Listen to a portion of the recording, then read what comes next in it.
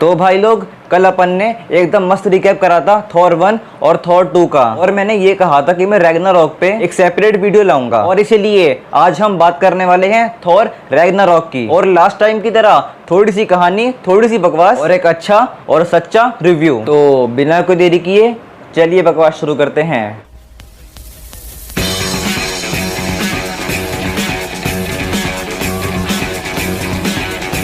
तो भाई शॉर्ट में फिल्म की कहानी है God of thunder versus goddess of death. तो ये फिल्म शुरू होती है एज ऑफ अल्ट्रॉन के ठीक 2 साल बाद, जहां पर हम देखते हैं कि सर्टन नाम के फायर डीमन ने थॉर को कैद कर रखा है, जो उसको बताता है कि ओडिन बहुत लंबे समय से एसगार्ड पे है ही नहीं, और एक भविष्यवाणी है कि एसगार्ड तबाह होने वाला है, और उस भविष्यवाणी का नाम है रैग्नारॉक। और बस फिर सर्टर थॉर को मारने वाला होता है कि थॉर वहां से एस्केप हो जाता है। और भाई रुको रुको रुको, एक बात तो बोलनी पड़ेगी, जो ये पूरा सीन था एस्केप वाला, भाई वो बेहतरीन था। केव के अंदर की ये पूरी फाइट बढ़िया थी, और फिर बाद में ये ड्रैगन वाला सीन, भाई इसको शूट करने का तरीका बढ़िया है। और बस फिर थॉर पहुंच जाता है एसगार्ड, जहां पर हम देखते हैं कि डार्क वर्ल्ड के बाद हेमडाल को निकाल दिया गया है। सबकी नजरों में हेमडाल एक गद्दार है, लेकिन भाई उसको निकालने के पीछे मेन हाथ था लोकी का, क्योंकि लोकी ओडिन बन के 4 साल से एसगार्ड पे रह रहा था, और अब हेमडाल की जगह एक नया गेट कीपर आ चुका है जिसका नाम है स्कर्ज, और इसको प्ले करा है कार्ल अर्बन ने। और अगर भूल चुके हो तो भाई ये है हमारे बुचर भैया। और बस फिर सब जान जाते हैं कि ये और कोई नहीं बल्कि लोकी ही है। और फिर थोर और लोकी मिडगार्ड पे आते हैं अपने पिता को ढूंढने के लिए, और वहां पर उन्हें मिलते हैं डॉक्टर साहब। और भाई सच में ये पूरा सीन बहुत फनी था, जब लोकी बोलता है कि मैं गिरे जा रहा हूँ पिछले आधे घंटे से, तो भाई वहां पर आप अपनी हंसी रोक ही नहीं पाओगे। और भाई बार बार डॉक्टर साहब का थोर को यहाँ से वहां लेकर जाना, वो सब कुछ बहुत फनी था। और फिर बाद में डॉक्टर साहब बोलते हैं कि तुम्हारे पिता नॉर्वे में हैं, उन्होंने अकेले रहना खुद चुना है। और बस फिर वो दोनों वहां पहुंच जाते हैं, लेकिन तभी ओडिन अंकल मर जाते हैं। लेकिन वो एक बात बोल के जाते हैं कि तुम उसको नहीं रोक पाओगे, मेरे जाते ही वो आएगी। और फिर वो दोनों पूछते हैं कि कौन, और फिर ओडिन बोलते हैं हेला, मौत की देवी, मेरी पहली संतान और तुम्हारी बहन। और बस फिर हेला आती है, समझौते की बात करती है, और गिनती के 5 सेकंड में म्योल्निर तोड़ देती है। तो भाई अभी का तो पता नहीं, लेकिन उस समय 5 साल पहले वो सीन देखकर हम सारे फैंस पगला गए थे। और बस फिर बाद में हेला उन दोनों को भेज देती है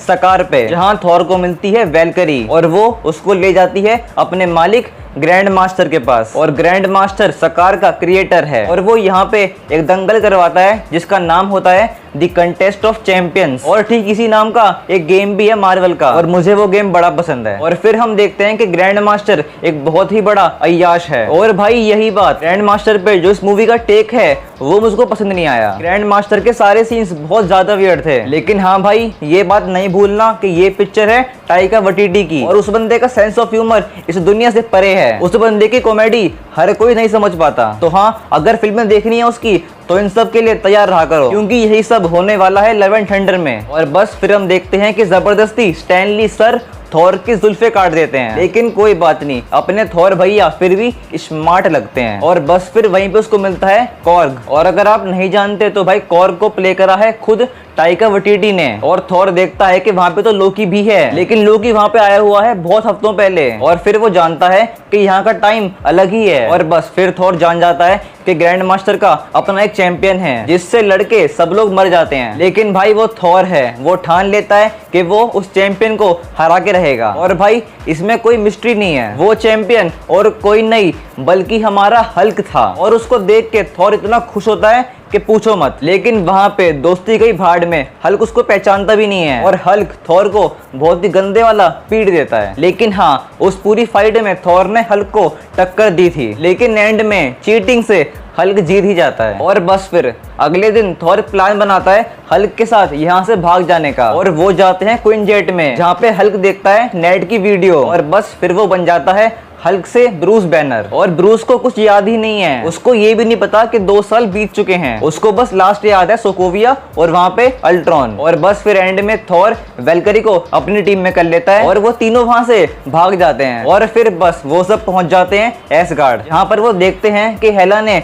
सब कुछ बर्बाद कर दिया है, कितनों को मार दिया है, लेकिन हेमडाल ने छुपा रखा है बहुत से लोगों को। और बस फिर थॉर कहता है कि तुम उन सबको यहाँ से बाहर निकालो और मैं जाके लड़ाई करता हूँ हेला से। और बस फिर महल के अंदर थॉर की और हेला की एक बेहतरीन सी फाइट होती है, जिसमें हेला थॉर की एक आंख फोड़ देती है और फिर हेला दिखाती है थॉर को एसगार्ड की तबाही का मंजर और वो उसको बुरी तरह से बस पीटती रहती है। और फिर वो अपनी कल्पना में अपने पिता से बात करता है और वो कहता है कि मैं अपने हैमर के बिना कुछ भी नहीं हूँ। और फिर उसके पिता बोलते हैं कि तुम गॉड ऑफ हैमर हो, तुम गॉड ऑफ थंडर हो। वो हैमर तुम्हारी पावर का सोर्स नहीं था, वो हैमर तुम्हारी पावर्स को बस काबू करता था। और एसगार्ड कोई जगह नहीं है जहाँ पे उसके लोग हैं, एसगार्ड तो वहीं बस जाएगा। और बस फिर थॉर को आता है गुस्सा और वो हेला को हिस्ट्री का सबसे बड़ा झटका देता है। और भाई कसम से ये पूरा सीन, इस पूरे सीन में थॉर की एंट्री, इस पूरे सीन में वो रॉक बीजीएम भाई बहुत ही बेहतरीन था। वकांडा वाले सीन के बाद ये थॉर का सेकंड बेस्ट सीन है मेरे लिए। लेकिन फिर भी हेला हारती ही नहीं है और फिर थॉर बोलता है हमको जिंदा करना पड़ेगा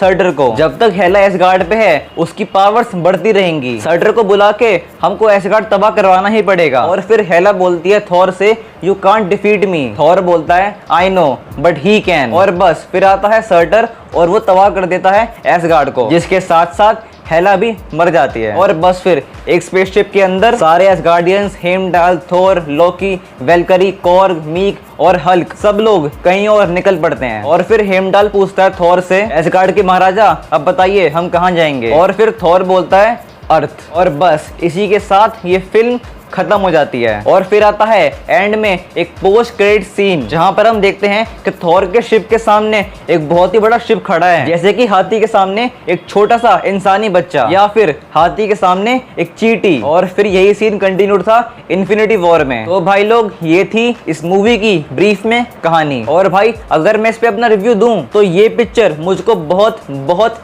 बहुत पसंद है। इसमें दिखाई गई हर एक बात मुझको बहुत पसंद है। इसमें हमने थॉर का, मार्वल का वो एंगल देखा था जो हमने इससे पहले कभी देखा ही नहीं था, और वो था कॉमेडी। भाई एंटमैन में भी इतनी कॉमेडी नहीं थी, लेकिन भाई इस पिक्चर का कॉमिक एलिमेंट बहुत हैवी है। और भाई बस ये नहीं कि हमको हिंदी में हंसी आती है, मैंने ये पिक्चर देखी है इंग्लिश में और भाई तब भी मुझको बहुत हंसी आई थी। ये पिक्चर बैलेंस करती है एक्शन को और कॉमेडी को। कुल मिला के मुझको इसमें बस एक बात पसंद नहीं आई और वो मैंने पहले ही बताया, ग्रैंड मास्टर। अगर उसको ऐसा ना भी दिखाते तो काम चल जाता। मेरे कहने का मतलब है इतना भी ओवर ना करते तो चल जाता, एक नॉर्मल लेवल पे ये काम कर जाता है। यार देखो हम तो फैंस हैं, हम ये बात पचा लेंगे, लेकिन भाई नॉर्मल मूवी लवर्स जिनको सिर्फ फिल्मों से मतलब है वो शायद ये बात हजम ना कर पाए। लेकिन भाई फिर भी इस पिक्चर की बहुत सारी बात मुझको बहुत पसंद है, बहुत सारे सीन्स मेरे फेवरेट हैं। सबसे पहले ग्रैंड मास्टर का थॉर को तूफान का नेता बोलना, और फिर स्टैनली सर का थॉर की जुल्फें काटना, और भाई कॉर्ग मुझको बहुत पसंद है। और भाई लोकी तो खैर लोकी है ही, उसके बिना थॉर की फिल्में इनकम्प्लीट हैं। और भाई हर एक सीन में थॉर की और हल्क की बातचीत, जैसे वो लड़ते हैं, बहस करते हैं, वो सब कुछ बढ़िया था। और इस मूवी की जो एंड की वो पूरी फाइट है जहाँ पे थॉर एंट्री मारता है और पीछे का वो पूरा बीजीएम, पहले भी कहा था अब भी कहूंगा, वो सब कुछ बेहतरीन था। लेकिन भाई एक चीज में मेरे को डाउट है, मुझको लग रहा है कि शायद लव एंड थंडर इतनी अच्छी नहीं बन पाएगी, और उसकी सबसे बड़ी वजह है उसकी टाइम लेंथ, सिर्फ 1 घंटा 59 मिनट। भाई थॉर का थर्ड पार्ट है 2 घंटा 10 मिनट का, लेकिन पार्ट 4 सिर्फ 1 घंटा 59 मिनट का। भाई इतने में इतना कुछ नहीं हो पाएगा, और भाई यही बात मुझको बार बार तंग कर रही है। लव एंड थंडर एक बहुत ही बेहतरीन पिक्चर होगी, लेकिन due to its time length Ragnarok को वो मैच ना कर पाए, ऐसा मेरी फीलिंग है। लेकिन भगवान करे मेरी ये फीलिंग रॉन्ग हो, मैं चाहता हूँ दिल से कि ये पिक्चर बहुत बढ़िया हो। डॉक्टर स्ट्रेंज 2 ने डिसअपॉइंट करा था, इस बात में कोई भी शक नहीं है, और उसकी भी वजह थी उसकी टाइम लेंथ, सिर्फ 2 घंटा 6 मिनट, और भाई उससे काटे गए थे पूरे 40 मिनट्स। लेकिन खैर पिक्चर आ रही है परसों को, तो अपन देख कर आएंगे, रिव्यू करेंगे और बताएंगे कि क्या थॉर 4 थॉर 3 से अच्छी है। और इसलिए अगर वो वीडियो मिस नहीं करनी है तो अभी के अभी जो वो बटन है लाल लाल सा उसको दबा के ना ग्रे कर दो, और बगल में घंटी है उसे भी दबा ही दो। और अगर आपको ये वीडियो पसंद आई है तो इसको प्लीज लाइक कर दो, और प्लीज दोस्तों के साथ शेयर भी कर दो। और आपको ये पिक्चर कितनी पसंद है प्लीज कमेंट्स में लिख देना, और अगर मन करे तो मुझको ना फॉलो कर लेना इंस्टाग्राम पे और ट्विटर पे, जिनका लिंक डिस्क्रिप्शन में है। और बस देखते रहो आपका अपना चैनल मूवीवर्स।